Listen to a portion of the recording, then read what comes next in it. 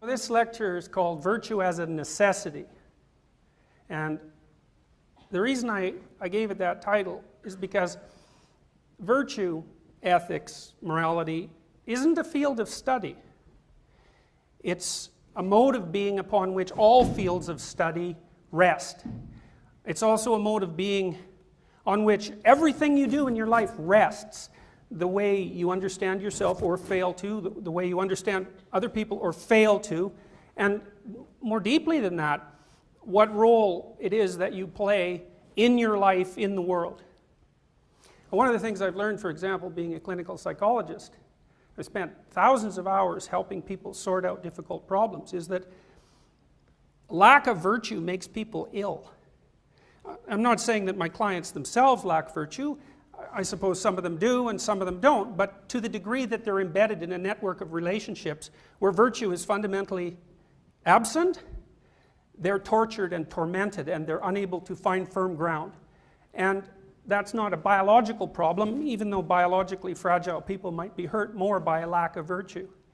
A lot of what you do in a real relationship with people, and at least to some degree a clinical relationship is supposed to be real, is provide a forum where people tell the truth. And that's hard because people don't like to tell the truth particularly. The truth is difficult. It's difficult for a variety of reasons. So when I first thought about this lecture, I had a slightly different title. The title was Virtue as an Existential Necessity. And that's a bit philosophical, so I modified it. But there was a reason for that, because the concept of virtue means to be virtuous, and existentialism is the study of being, right? And I think that you can't really understand what makes up virtue until you modulate or modify your notion of what constitutes being. This is a hard thing to do. Modern people are fundamentally materialistic. And there's some utility in that. We're masters of material transformation. And the fact that we're materialist in our scientific philosophies has made us extremely powerful, maybe too powerful for our morality, extremely powerful from a technological perspective, but it's blinded us to certain things. And I think one of the things that it's really blinded us to is the nature of our own being. Because we make the assumption that the fundamental constituent elements of reality are material, we fail to notice that the fundamental constituent elements of our own reality are not material. They're emotional, they're motivational, they're dreams, they're visions, they're relationships with other people. They're conscious, they're dependent on consciousness and self-consciousness. And we have absolutely no materialist explanation whatsoever, either for consciousness or self-consciousness. And we don't deal well from a materialistic perspective with the qualities of being. And everyone knows those qualities exist. I mean, for most people, there's nothing more real than their own pain.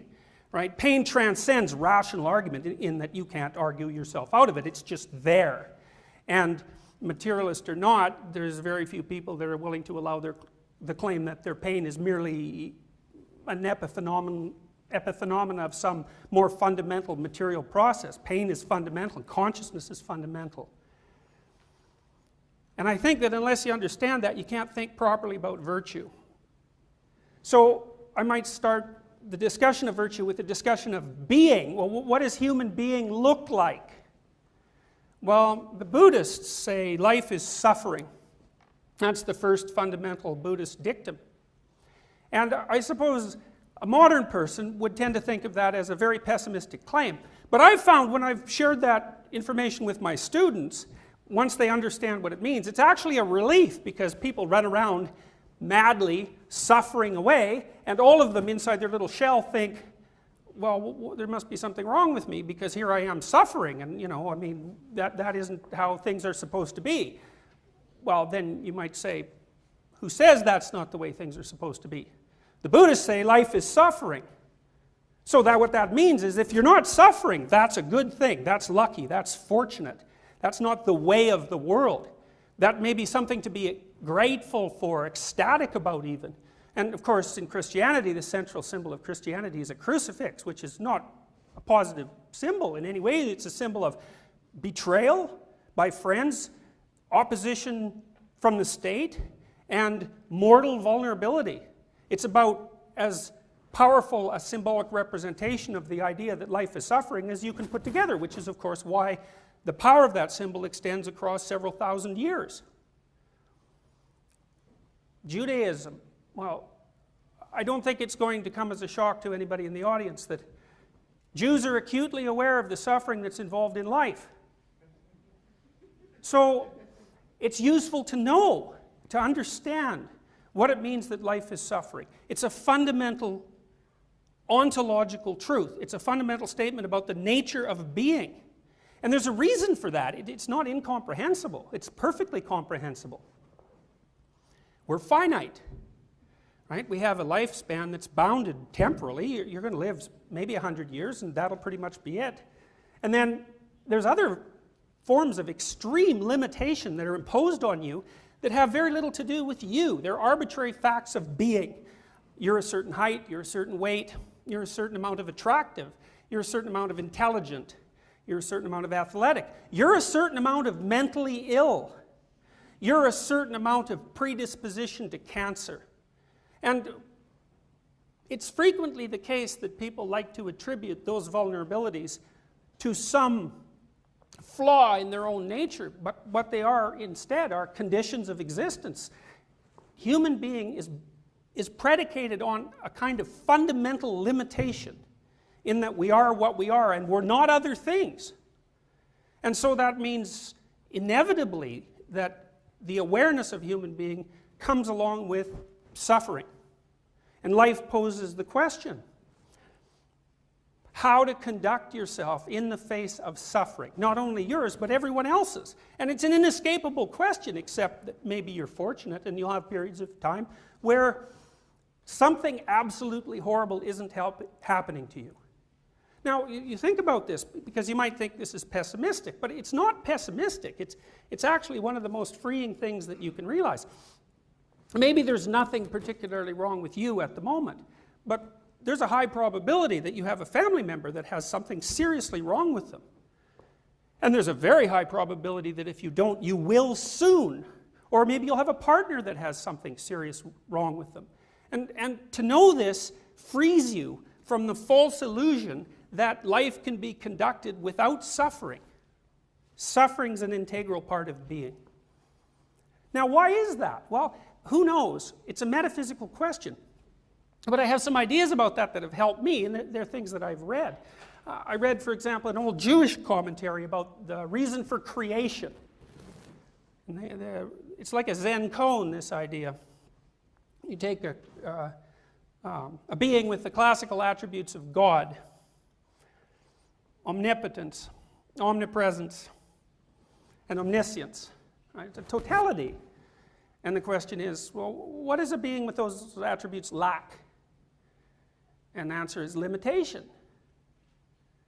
And then you think, well, what's so important about limitation? Well, if you can be anything or do anything at any time whatsoever, there's no being because everything is one thing. There's no differentiation between things. So something that's absolute and total has no being. It has to be parceled out into limited being.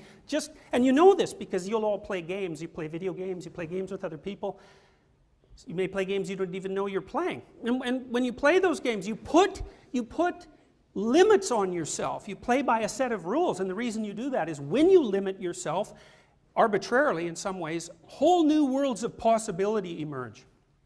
And so there's a powerful metaphysical idea that being is not possible without limitation.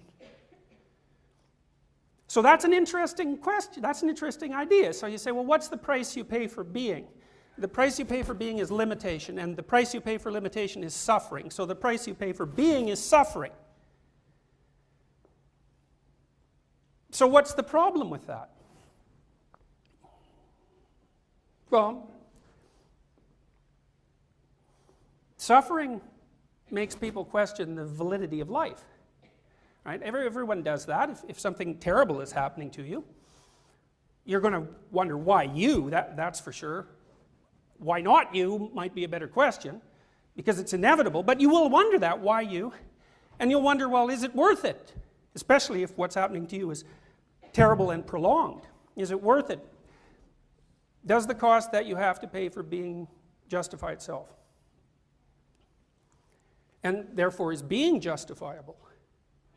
And everybody asks and answers these questions. In fact, the process of asking and answering those questions underlies everything you do all the time, because you're answering, when you act, one answer, which is yes, being justifies itself, and you're answering a different way sometimes when you act, which is no, being does not justify itself.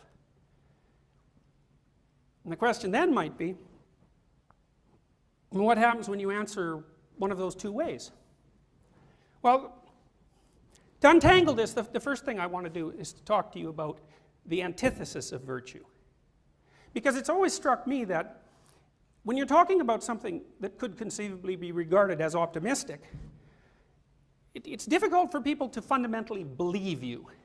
You know, if I stood on stage and said, well, the purpose of life is to be happy, you might find that vaguely comforting, but there's not a chance in the world that you'd believe it if you have an ounce of sense. Because if you've lived, you know that there will be periods of time where happiness is not your state. And so there has to be more to life than happiness, because there'll be a lot of your life that isn't happy. Solzhenitsyn, Alexander Solzhenitsyn, who wrote the book, The Gulag Archipelago, that was one of the axes that brought down the thick tree of communist utopianism, said of the idea that human beings are made for happiness, he said that's a philosophy that's undermined by the first blow of the work assigner's cudgel. And what he meant by that was, if you find yourself in a particularly terrible situation, if you're enslaved, for example, by malevolent utopians, and they're pushing you into a form of slavery and they're beating you to attain their ends, the idea that you're made for happiness is not going to be of much comfort under those circumstances. And so Solzhenitsyn's point was, you're weakened by your belief that life is for happiness, because that philosophy cannot sustain any sustained challenge, and you will for sure encounter such a sustained challenge.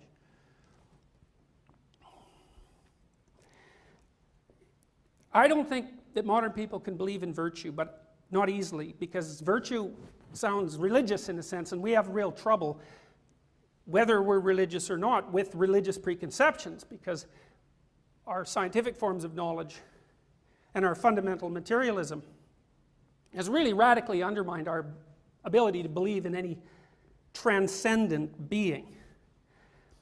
But one thing that modern people can believe in, I think without much difficulty at all, is evil.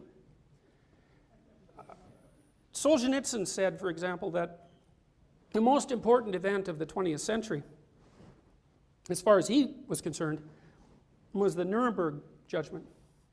And you may know, you should know, that after World War II, a group of National Socialists from Germany, who were deemed particularly responsible for the absolute horrors of the final solution and the mass factory genocide that accompanied it, were put on trial.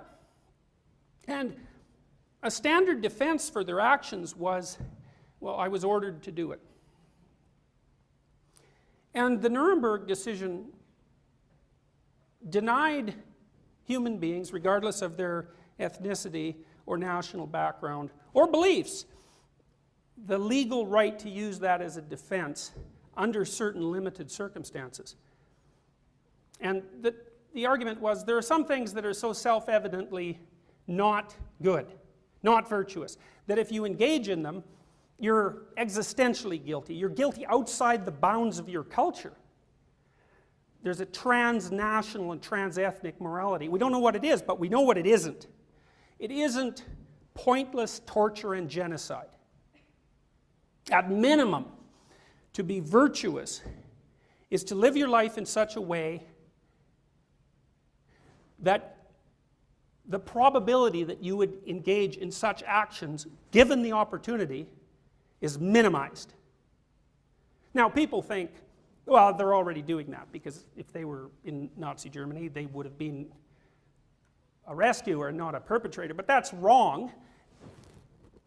You could take this audience and put them back in 1939 or thereabouts, and 90% of you would, 95% of you, 99% of you would either be in the perpetrator class or the going along with the perpetrator class.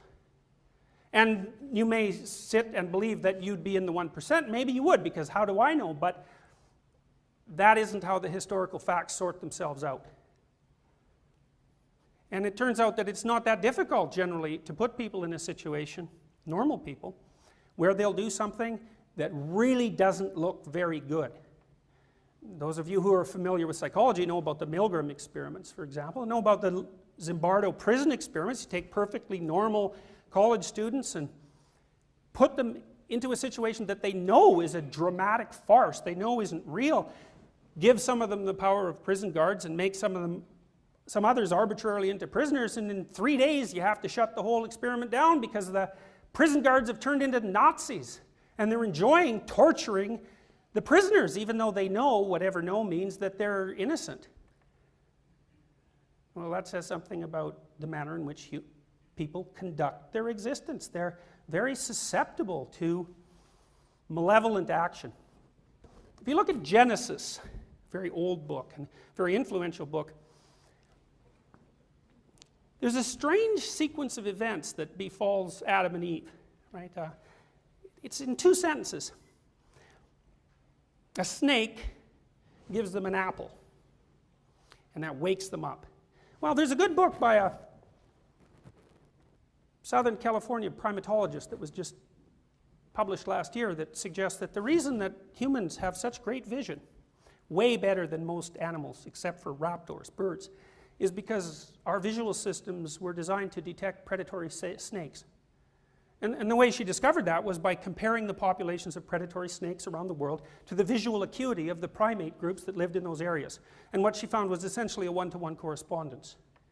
Our visual system, which is the ability to see and to be enlightened, let's say, because enlightenment, for example, is associated with vision, the snake gave that to us because we had to pay attention to predatory things that were after us for tens of millions of years. And fruit, that's interesting. We have color vision because we were fruit eaters. Our color vision is precisely evolved to detect ripe fruit. So that part of the story is right. There's a story that involves women too, but I'm not going to tell that one today. You have to be awake to outsmart women. That's the story. And so that's why they're tangled in there with the serpents and the fruit. And what happens when Adam and Eve wake up? Well, it's a series of strange things. The first thing that happens is the scales fall from their eyes so they can see. All of a sudden they're awake in a way they weren't before. And the next thing that happens is they realize they're naked. Now, one of the things that people have nightmares about is being naked on a stage, which is often why when you see people on a stage, they don't tell you anything they think. Because they don't only not want to be physically naked, they don't want to be metaphysically naked either. And they protect themselves from the inquiring eyes of the audience. No one likes to be naked on stage. Why? Well, to be naked is to have your defenses stripped from you. When the Soviets wanted to really torture the hell out of you at 2 o'clock in the morning, they'd stave in your door, and then they'd strip you and shave you when they got you to prison, because once you were exposed in all your suffering catastrophe, then you were much easier to torture. To be naked, to realize you're naked, is to realize that you're vulnerable. You're vulnerable. That's why Adam and Eve immediately cover themselves up, right? They realize they're naked, they cover themselves up. It's a story about culture. Once people woke up and realized their limitations, their mortal limitations, which is also their knowledge of death, the first thing they do is cover themselves up. And the second thing that happens is they know the difference between good and evil. And that's a strange thing. It's not good and bad. It's good and evil specifically. It's also something that animals don't know. And I thought about this really for 20 years. What does that mean? And then earlier this year, I think I figured it out. I think what it means is you don't know how to torture people until you realize that you're vulnerable. As soon as you're self-conscious of your own vulnerability, then you can take what might only be a predatory act, say on the part of a wolf, because a wolf will bring down a moose or something like that and eat it, and drag that out into 3 months of artistic torturing. And so that means that your recognition of your own vulnerability immediately allows you to determine what's evil. Well, so then you might ask yourself, well, under what conditions would you be likely to manifest that drive? Well, I think that's easy to figure out if you watch yourself. You know, if you watch yourself without presupposition, which means to watch yourself honestly, or to watch yourself as if you're someone you don't know, because you don't know yourself, because you're too complicated to know yourself anyway, so you might as well just come right out and know that. I mean, one of the things that's kind of useful about recognizing your capacity for evil, if you can do that without traumatizing yourself, is that it's the pathway to recognizing your ability for good. You don't get to one without the other, because you have no idea what you're like before you know how terrible you can be, and not only that, you won't take yourself sufficiently seriously. If you know you're a loaded weapon, and an unstable loaded weapon, then you're much more likely to pay attention to what you do. But that means you're not particularly nice. And it means that if you were given the opportunity, maybe you would have been a Nazi prison guard. Now, in Genesis, the first thing that happens after Adam and Eve wake up is they have two sons, Cain and Abel. And Cain, who's Abel's brother, he doesn't get along very well with God. Now, I don't really care if you believe in God, because I don't know what people mean when they say they believe in God anyways, but the story goes that Cain doesn't get along very well with God, and the reason for that is Cain keeps doing things, and they don't work. Everything Cain touches turns to ash, whereas his brother Abel, God likes him, God only knows why, and everything goes real well for Abel, and so Cain is kind of a failure. And Abel's a smashing success, and not only is he successful at everything he does, but he's a good guy too, which is really rude, because if you're really successful at things, you should at least be wretched interpersonally so that people can forgive you. So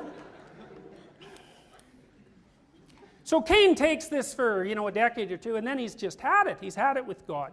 He thinks, how could God make this sort of universe where I'm, breaking myself in half here and getting nowhere, and my brother's doors open for him left, right, and center. So he goes and complains to God. He says, look, what's going on here? What sort of reality did you conjure up here? Abel has it good. I'm having a miserable time. Maybe you should do something about that. And you think that's pretty interesting, that Cain would think that, because you have to ask yourself, what sort of presumption does Cain have to assume that the dismal quality of his being is attributable to God? Because what Cain does in that instant is to make himself the judge of being. And I would say that you should be cautious about making yourself the judge of being, because there's always the possibility that there's a few things that you don't know. So God sort of lets Cain in on the secret. He says, look, the fact that you're suffering miserably away actually isn't my fault. It's your fault. He says to Cain, sin crouches at the door like a predatory cat ready to jump on you, but if you wanted to, you could overcome it. This is not what Cain wants to hear. Cain wants to hear that he's an innocent character and he has nothing to do with his own misery and it's all God's fault. And God says instead, straighten the hell up. You know you could do it. And even though you know you could do it, you won't. And so that's that for Cain. He was upset when he first went into the discussion, but after he got this little piece of news that his suffering was to be laid at his own doorstep, then he's out of the realm of human, and the story says his countenance falls, which means he's angry and upset. And the first thing he does is run off and kill Abel. Why? Well, it's revenge. Right? Abel is God's favorite, and Cain has already judged being and found it wanting, and the best way that he can express his desire for revenge is to find someone who's having a pretty good time of it and to arbitrarily eliminate them. And it might be of some interest to note that one of Cain's grandchildren is the first person who makes weapons of war. So that brilliant little story so long ago associates the moral failings of the resentful individual who's unwilling to take responsibility for the nature of their own being directly with atrocious acts of social conflict. And that's another thing to know, because if you're going to be virtuous, you have to take yourself seriously.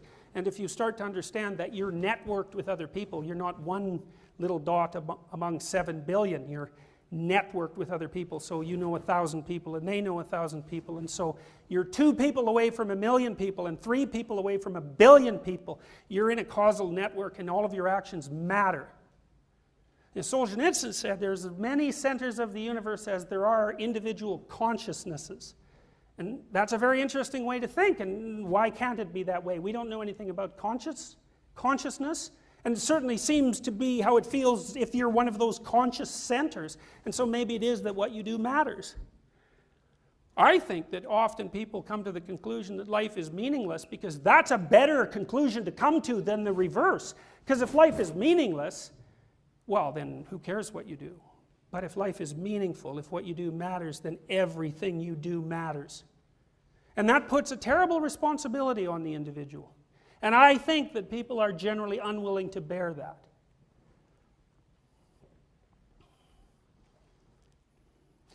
So life is suffering.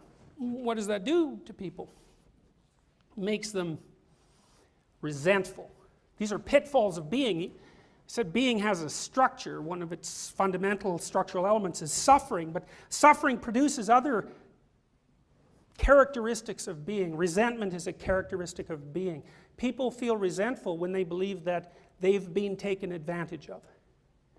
And maybe if you feel resentful, it may be that you're being taken advantage of. It may also be that you should screw your head on straight and look at things properly. And it may also be that you should talk to somebody to find out if you're being taken advantage of, or if your head just isn't screwed on straight. But to talk to them, then you have to tell them the truth, and in order to tell them the truth, you have to have practiced being honest. Because if you haven't practiced being honest, then you're not going to have a friend you can talk to, and even if you did, you won't be able to tell them what the problem is. And then they won't be able to help you sort out whether or not you're being taken advantage of, or whether you're a little bit insane.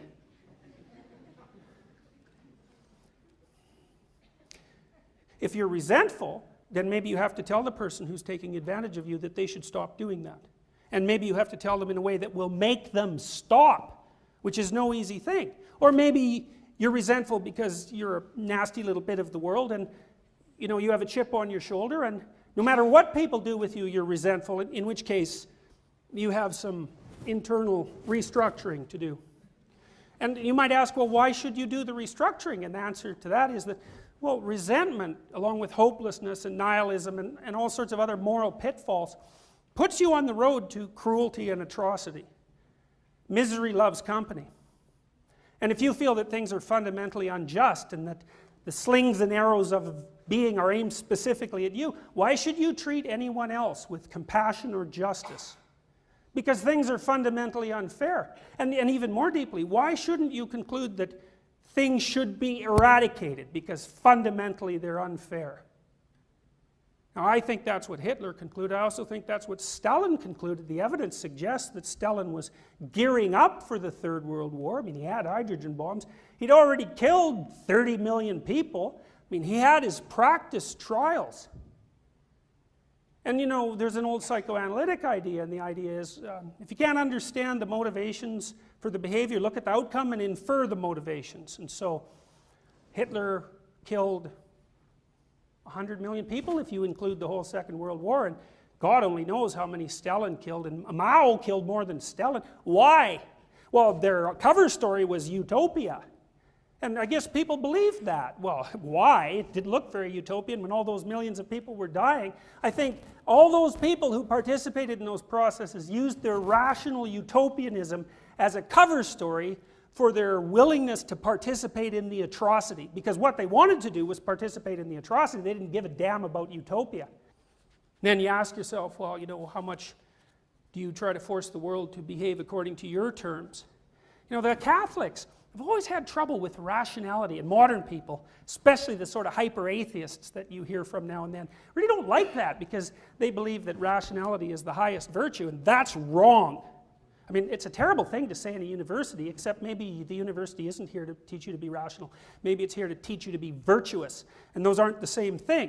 And the rational person says, well, I understand, and having understood, I impose an order, and then I work to make that imposed order a reality. That's what every ideologue does. It's what every utopian does.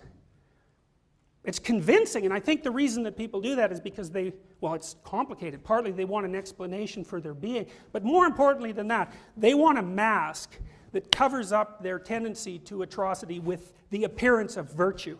And most utopian thinking is of that sort, even though the mask can be very well argued. And you ask me why I believe that, and the reason I believe that is because we had 100 years of it, and that's how it turned out. One of the things that was terrible about living in the Soviet Union was that you couldn't suffer because things were perfect. So if you were suffering, and you even admitted it, then you were instantly an enemy of the state. So if you're an ideologue, your own suffering makes you a heretic, right? You undermine your belief in your own bloody system by suffering. Well, and that's fine. If your belief has stopped you from suffering, well, more power to you. But if you're still suffering a bit, or a lot, or a tremendous amount, then you can ask yourself, maybe there's something I don't know. Here's an existential exercise. So, and this is not rational. You say, let's assume that virtue's worth pursuing. And I say it's worth pursuing because a virtuous path is the only path that justifies being to itself. That's the definition of virtue. A virtuous path justifies being to itself. Being is suffering. So you need a justification for your suffering. So then you might ask yourself, are there times in my life when I feel that my suffering is justified? And this is a good question. And you could ask yourself the reverse question too, which is, are there times in my life when my suffering is clearly not justified? And I could say, well, watch yourself for 3 weeks. Just watch, like you don't know anything. And see when you're somewhere that justifies itself. Now, you might say, well, how do I know? And I'd say, okay, well, here's some hints. You're not self-conscious. You know, it's not good to be self-conscious, right? It loads on neuroticism. It's a negative emotion. I mean, we think of it as a higher order cognitive function, but people find it unpleasant. You tend to be self-conscious when you're false or shamed. If you're deeply engaged in something, your self-consciousness disappears. So engagement in something meaningful seems to make self-consciousness vanish. It also makes time vanish, right? Because if you're doing something that is intrinsically meaningful, then the sense of passing time disappears. And so that temporal limitation that plagues you vanishes. And I could say, maybe you're having a miserable time of it and you only spend 2% of your waking hours in that condition. And maybe you don't even know when that is, but you could watch, you could see, and you could say, hey, look, wow, I spent 10 minutes there, I hardly even noticed, and I felt that the nature of my being justified itself. Well, maybe you wouldn't say that to yourself, but you could. You could say, that was worth it. And then I could say, well, practice that. Above all else. Forget about everything else. And then there's an alternative exercise. Pay attention and figure out when absolutely your being does not justify itself.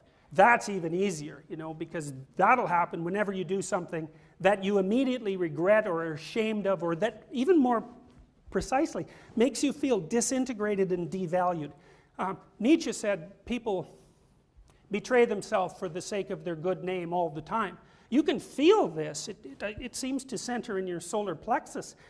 When you say something or do something that is not virtuous, then you'll disintegrate and then you're weak, and you can feel that, and then you'll cover it up with a bunch of rattling arguments trying to convince yourself and other people that what you were doing was actually okay. But you know, and it's your rational arrogance and authoritarianism that forces you not to drop your stupid presuppositions and just pay attention to what your being is revealing to you. We don't think that way. We don't think being reveals things. It reveals things all the time, we just don't pay any attention. Why? Well, I think we don't want the responsibility. I really believe, I've thought about this for a long time, I really believe that that's the case. Here's a quote from the Tao Te Ching. I have a great translation of this book. It was written by Lao Tzu years and years ago. It's one of the world's classics of literature. The person who wrote this wasn't a philosopher. The person who wrote this was a master of being. That's a different thing, because a philosopher thinks, but a master of being doesn't think. Because thinking is a tool, and being is something that supersedes any tool. He said, "It is by sheathing intellect's bright light that the sage remains at one with his own self, ceasing to be aware of it. By placing it behind, Detached, he is unified with his external world. By being selfless, he is fulfilled. Thus his selfhood is assured. I show my students in my Maps of Meaning class Pinocchio. Pinocchio is a very complicated story. The Disney version and the previous version, it's got a deep mythological base. And one of the things that happens in Pinocchio, a lot of strange things happen that people just swallow, right? There's a puppet, it turns into a human being. There's talking cats, there's blue fairies, there's stars, there's whales that eat people, and everyone swallows that with no problem, right? You go to see Pinocchio, you don't even notice that a puppet has just gone into a whale and, you know, what the hell's going on. And the reason you don't notice that is because it means something, and you don't know what it means, but you know that it means something, and you're willing to ride on it, weirdly enough, because it compromises your rational principles completely. It does, it does. These are religious experiences that people have in movie theaters. They suspend disbelief. They go along with it. It's not rational, but they believe it. And if someone says, you know, they elbow you and say, that's not real, you say to them, maybe you could shut up so I could watch the movie. All right, you don't want their rationality because it's the wrong time for it, it's the wrong place for it. Geppetto wishes that his pet puppet could become real. It's a very unlikely wish, which is something he says, very unlikely. It's unlikely to happen. I think actually Jiminy Cricket says that. To have that happen, Geppetto has to wish on a star, which is a strange idea. The star is something that partakes of the divine, you could say that. If you look at the night sky, where you can really see it, you know that, right? You look at the night sky and infinity opens itself up before you, and there's nothing to say except there's nothing to say. And to wish on a star is to put your eyes above the horizon and to pick a transcendent point and to wish for something, to want for something that's beyond the concrete and immediate. And to become virtuous and to not be a puppet is to aim at something transcendent. I could say, well, at least it's the absence of evil. That's something. Well, maybe it's even more than that. Maybe it's virtue in and of itself. There's a line in the Sermon on the Mount. It's a very strange sermon, and the line is, take therefore no thought for the morrow shall take thought for the things of itself. Sufficient unto the day is the evil thereof. It's a very strange piece of advice. It sounds completely impractical, right? I mean, limit the focus of your consciousness to the day and leave the worries alone. Well, it means something meditative, I think. When I do therapy with people, I try to do this. I don't think, because I don't know if I do sometimes, but I shouldn't. I don't necessarily know what their problem is or what they should do about it. But I can listen. And if I listen, and maybe I learned this in part from Carl Rogers' writings, if I listen, then thoughts will occur to me. I'm not thinking them. It's different. I'm letting the thoughts come up. And I tell my clients, try to tell me the truth, and I'll try to listen without being too much of a son of a bitch, and maybe, you know, maybe we can work something out. And then they'll say something to me, and maybe I'll think, well, that thing you said now and the thing you said half an hour ago don't seem to be coherent, so maybe you could straighten that out. Or, you know, it seems more like I'm tracking what they're saying, and when I'm listening to them, I'm in the same place they are. We know the neural mechanisms for that. You are in the same place with someone when you really listen to them. And then thoughts come up, and I tell them what they are, and it's impersonal. It's impersonal. Because I'm not trying to get them to do anything particularly. I'm just aiming maybe at helping them figure out what's going on and having a little bit less suffering. And it's not the imposition of an ideological structure. And the idea behind this particular piece of advice is, you can try this too. You wake up in the morning and you think, okay, this could be a good day, whatever that means. You don't know, right, what a good day is, but maybe you've had a couple and they're not so bad, and so maybe you think you could have another one. But you don't know, and you think, okay, you ask yourself, and this is meditative, what is it that I need to do today so that this would be a good day? And your brain will tell you, it'll say, you know that bill that's hiding under 5 pieces of paper on your desk? You should haul that sucker out and pay it. Or there's something you're avoiding that makes you anxious that your brain will pick on right away, and it'll say, you have to do these whatever number of commitments today, and if you do them, then you've fulfilled your obligations. And the idea behind this piece of advice is that if you fulfill your obligations every day, then you don't have to worry about the future. And that's a very interesting idea. And it's predicated on the notion that there's a wisdom inside people that's deeper than mere rationality. And I believe that to be the case because we're far older than mere rationality. From an evolutionary perspective, from any perspective you want, we're deeper than rationality. And we know, psychologists have learned in the last 20 years, that rationality is bounded ridiculously in all sorts of different ways. It's not the master, it's a servant. And it's an unruly servant, even though it can be a very powerful one. The totality of you, the wisdom that's embodied in the totality of you, is far outstrips rationality. And if you listen to yourself, and do the difficult things that yourself tells you to do, the idea is you don't have to compute the utopian future, because following what it is that you tell yourself to do every moment is the best path to whatever the best outcome is. It's a strange way of thinking, because if you're a utopian and a rationalist, you already know what the right outcome is. And then you have to run around pointing guns at people to make bloody sure that they do the right thing so that the outcome you've computed occurs. And that doesn't seem to work very well. And so you see this idea in Taoism too. The idea is to give up the end. Because you don't know what it is, and you don't. It's an admission of ignorance. Where are you headed? You don't know. But that doesn't mean you shouldn't be headed somewhere. Follow your moral intuitions. Stop doing the things that make you feel weak. I'm not talking about following a moral code, although that can come into it. If you really don't know what the hell you're doing at all, then following a moral code is a good idea, because it'll at least get the ball rolling. It's a form of apprenticeship. So, you know, not doing the obviously bad things is a form of discipline. It isn't the notion that I'm talking about now. This is a different thing. This is, pay attention to what's meaningful, because you can see what that is. You may find you're terrified of it, because everybody's got this little secret wish. I really love doing, I don't know what it is.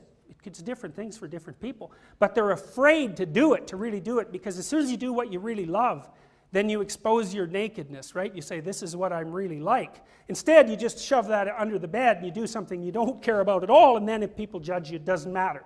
But the problem with that is there's no life there. There's no force. There's no you. And without that, the suffering will do you in, and then you'll become a bad person. And that's not a good thing. So you have to see what it is that you find meaningful, whatever that is, and then you have to fight for it.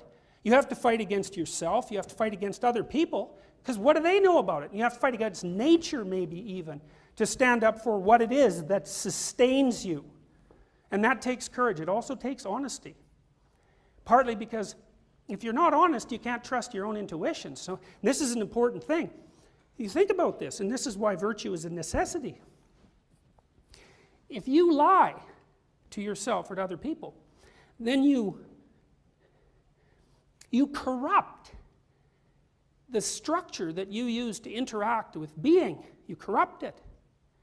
And if you corrupt it, then if you listen to it, it will guide you the wrong way.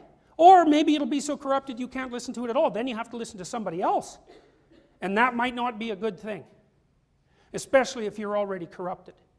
Because then you'll listen to the person who tells you to do what you really want to do, but won't admit it to yourself.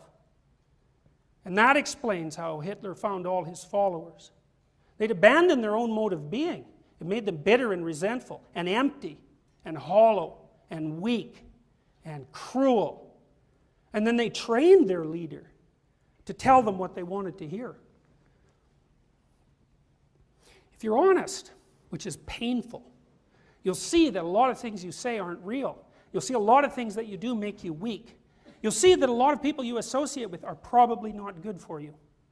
And then you have a lot of difficult choices to make. You can stop with the obvious lying. That'll clear things up for you a lot. And you can start communicating with people. One of the things I teach my clients is if you're resentful, say something about it. Say something about it. You tell the person, look, what you asked me to do is making me resentful.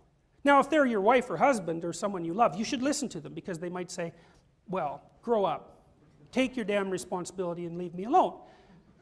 And maybe they're right. Or maybe they're a bit of a bully, and you have to say, quit pushing me around, and then maybe you have to have an argument with them, an honest argument, where you say, look, this is what's happening to me, and they say, look, this is what's happening to me. And you battle it out until you reach some sort of settlement, and then you don't have to be resentful anymore. Then you won't be mean and cruel and vicious. And you have to be honest in order to do that. Here's a way of thinking about error. You don't exactly know what you're doing, so how do you get to the point where you know what you're doing? I think follow your internal intuitions and be honest about it. And then what will happen is a star will appear and guide you. And the star is whatever makes your life meaningful. And maybe you'll take some tentative steps in that direction. And you'll get a little ways and you'll think, no, that's wrong. And then the thing that makes your life meaningful will appear over there, and then you take a few tentative steps in that direction. But as you step and walk towards these things, you change, and as you change, you get wiser. And what happens is if you keep following these things that make your life meaningful, then you correct yourself across time. You see the thing there and that's wrong, and you see it there and that's wrong, and you see it there and that's wrong, but you keep chasing it, and as you chase it, you move forward. And as you move forward and you do things and you learn from your mistakes because you're honest and you're watching, you get wiser and wiser, and the consequence of all those mistakes is you'll self-correct the mistakes, and 20 years down the road, maybe you won't be making so many mistakes. They say it takes 10,000 hours to be an expert at something. So you would need 10,000 hours of practice following what it is that you need to follow. I'm going to close with two things. I've come to the conclusion, as a consequence of studying the things I've been telling you about, that belief has a religious substructure. If you go all the way down into someone's belief structure, right to the bottom, what you find are religious presuppositions. The person might not agree, but I don't think that matters. I think generally people don't know.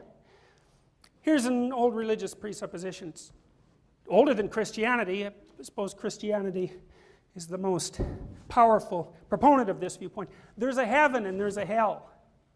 And you should live your life so that you end up in one of them. What's happened to Christianity is that that's an afterlife thing. But I don't think it is an afterlife thing. I think it's a now thing. I see people who are in hell all the time. And you can see them if you walk down Bloor Street. I'm not kidding, it's no joke. If you walk by someone in hell, you can't look at them. You won't look at them. You'll give them a wide berth, and if you look at them, and you really look at them, they'll either become aggressive or ashamed, because they do not want you to see where they are, because they don't want to see where they are. And by the same token, heaven's a real place too, and now and then you're in it, but you don't notice because you don't believe in it. There was an old gospel, Gnostic gospel, that was dug up in 1957, the Gospel of Thomas, and in the Gospel of Thomas, Christ says, "The kingdom of heaven is spread out on the earth, but men do not see it." And I don't think that's a metaphor, or maybe it is a metaphor, it's a deep metaphor. It means that life, human life, is very expansive, and we live in the middle. It's kind of a mediocre middle often, and at one extreme there's hell, and the other extreme is heaven, and we bounce back and forth between them without really noticing. And I could say, well, here's something to consider. If the things you're doing are landing you in hell, stop, unless you want to be there. And you know, if you think, all you have to do is think about your life over the last year. You can be certain that you can call to mind times when you would have rather that did not happen. And so the lesson from that is clear. Don't set up those conditions anymore. And by the same token, if you watch yourself, you can tell when you're where you want to be. And I could say, well, if you're where you want to be, and that's really the right place, then all you should ever do is practice to be there. The kingdom of heaven is spread out on the earth, but men do not see it. So this is what I would say about virtue. Virtue, first, is the attempt to see that heaven. And it's a questioning thing. And I'm not saying it's the same for everyone. I don't believe that at all, because people are individuals. Just to see it. And the second thing is to attempt to live in it. And I truly believe that there is nothing that you can do that's better for being. Like, not only for yourself, but for everyone that you interact with. None of you know your potential. People are amazing creatures. You know that people can be abysmally awful. But they can be as remarkably good as they are abysmally awful. I think it's rare, but it's not beyond the realm of possibility. What's a human possibility? Well, no one knows. Maybe it's near infinite. We know nothing about our own being or about our relationship with the totality of things. We may occupy a more important place than we all think. And the consequences of our actions, our virtues or our lack thereof, may echo far beyond what we want to believe. So I would say, try to find out what's good for you. Just watch. Don't listen to anybody else, or maybe you should. Maybe they'll give you some hints, you know. But you got to sort it out for yourself. And when you find out what's good for you and what isn't, do the things that are good for you until you like being alive, until you're thrilled to be alive. And see what happens. And I would also suggest there's nothing you could possibly do that will be more profound and useful than that. That's all. Thank you.